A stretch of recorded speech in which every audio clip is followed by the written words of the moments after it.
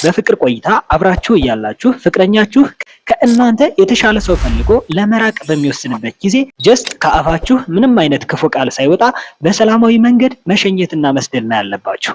አውቃለሁ ስሜቱ ለወዲያው በጣም ከባድ ነው፣ ግን ከሆነ ጊዜ በኋላ እናንተ ለመሰበር ዝግጁ ካልሆናችሁ በስተቀር ኢን ኤኒ ሲቹዌሽን በየትኛው ሁኔታ በእነሱ ምክንያት ህይወታችሁን የተሻለ ቦታ ላይ ታገኙታላችሁ። ከዛን ቀን ጀምሮ እነሱን ስታመሰግኑ ትኖራላችሁ። ጀስት ማለት ያለባችሁ ለነበረን ቆይታ በጣም አመሰግናለሁ። እግዚአብሔር አምላክ እንኳንም ከእኔ የተሻለ ሰው ሰጠህ፣ ለእኔም እግዚአብሔር አምላክ ከአንተ የተሻለ ሰው ነገ ይሰጠኛል ነው ማለት ያለባችሁ። ገባችሁ?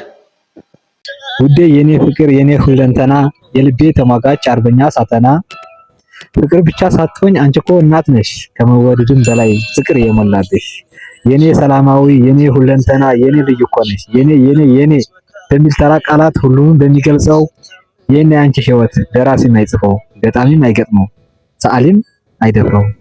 የኔ አንቺ ህይወት ከመዋደድ በላይ ከመፋቀር በላይ በጸብ የተሞላች ደስ የምትል ስቃይ፣ መጣላት መታረቅ መጣላት ደግሞ ትንሽ ኩርፊያ ደግሞ መዘጋጋት አሁንም መታረቅ አሁንም መጣላት ደግሞ ሌላ ማኩረፍ ሌላ መዘጋጋት። እውነት ስልሽ የኔ አንቺ ህይወት ሙሉ ፊልም ቢሆን ከዚህ ትይዩ ሌላ ምንም አይኖርም። እናንተ በቃ ቤተሰቦችን ሳላገኛቸው ልቀር በቃ ተለያይተን ልንቀር ነው።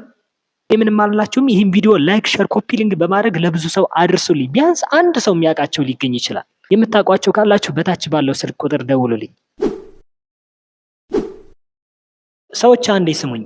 ፍቅረኛችሁ ለእናንተ እውነተኛና ትክክለኛ የሆነ የፍቅር ስሜት እንደሌለው ካወቃችሁባት ሰከንድ ጀምሮ ለሰከንድ ያክል ከጎኑ እንዳትቆሙ። በጊዜ ሂደት ያፈቅረኛል ብላችሁ ማሰብ የለባችሁ። ለምን አልወደድከኝም፣ ለምን ጠላኸኝ፣ ለምን አላፈቀርከኝም፣ ለምን ጎዳኸኝ እያላችሁ ምንም አይነት ጥያቄ አታቀርቡ። በቃ መብታቸው ነው አይደል? ይሄዱ። ጀስት በግድ አፍቅረኝ ወይም ውደደኝ አይባልም። ነገ እኮ እናንተን የሚያፈቅራችሁ የሚወዳችሁ የተሻለ ሰው ፈጣሪ አስቀምጦላችኋል። በቃ እሱ አለ። ስለዚህ ራሳችሁን ለመለወጥና የተሻለ ህይወት ለመኖር ነው መጣር ያለባችሁ እንጂ ያነ ሰው እንዲያፈቅራችሁ ምንም አይነት ጥረት ማድረግ የለባችሁም። በቃ ያ ሰው የወደደውን ይውደድ፣ መብቱ ነው አይደል? የስ አንለስ ያ ሰው በጊዜ ሂደት ያፈቅረኛል እያላችሁ አብራችሁ የምትቆዩ ከሆነ ትርፉ ጉዳት እንጂ ምንም አይነት ጥቅም አታገኙበትም። የመጨረሻ ወይ እናንተ አስቀይማችሁ ስትጸጸቱ ትኖራላችሁ፣ አሊያም ደግሞ ያ ሰው የተለያዩ ክፉን ቃላትን እየተናገራችሁ ልባችሁን የበለጠ እያደማው ይኖራል። ጀስት ያንን ሰው የምን መጣበቅ ነው? ለቀቅ አድርጉት። ጥቁር የወለደችው ነጭ ባሏን ምን እንዳለችው ሰምታችኋል? አንተ ከጥቁር ሴት ጋር ተነካክተህ መተህ ግንኙነት አድርገን ነው ልጃችን ጥቁር የሆነው አላለችም? እሺ አድርጓል እንበል። ተነካክቶ መጥቶ ከሷ ጋር ቢያደርግ ምን አገናኘው?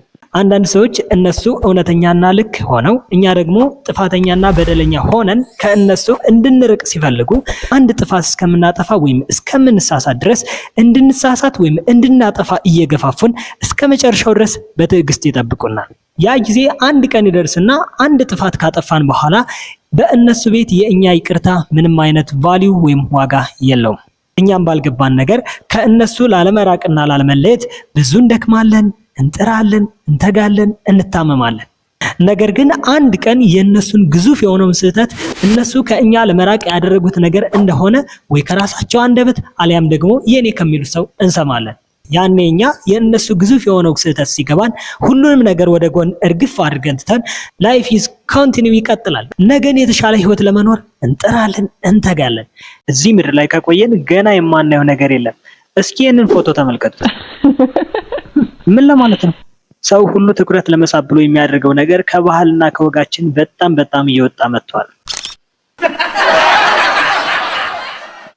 አረ ይሄ ነገር ምንም አይመስጥም። ፍቱ በእናታችሁ።